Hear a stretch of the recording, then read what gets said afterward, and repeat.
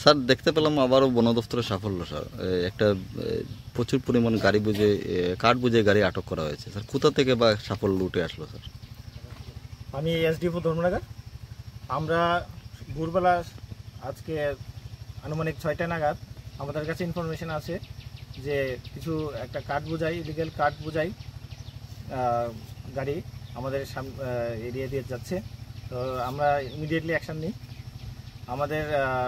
আমরাও গাড়িটাকে পিছা করি।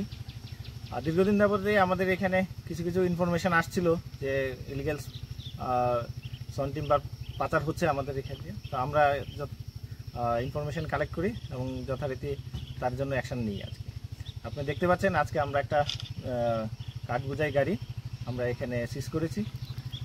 সিজ করার জন্য আমাদেরকে সহযোগিতা করেছেন বিওপি তারকপুর থেকে যারা আধিকারিক আছেন, ওনারা আমাদেরকে খুব সহযোগিতা করেছেন। 97 বিএসএফ কোম্পানি। তো আর কদমতলা পিএস থেকেও আমাদের সহযোগিতার হাত বাড়িয়ে দিয়েছেন।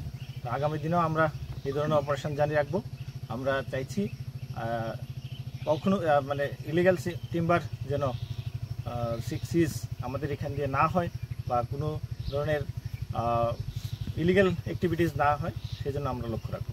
স্যার গাড়িতে কত ফুট হইব আনুমানিক কাঠ বোঝাই রয়েছে? আনুমানিক 80 ফুট মাল। কি জাতীয় কাঠ এগুলি? আমরা দেখতে পাচ্ছি সেগুন মেইনলি।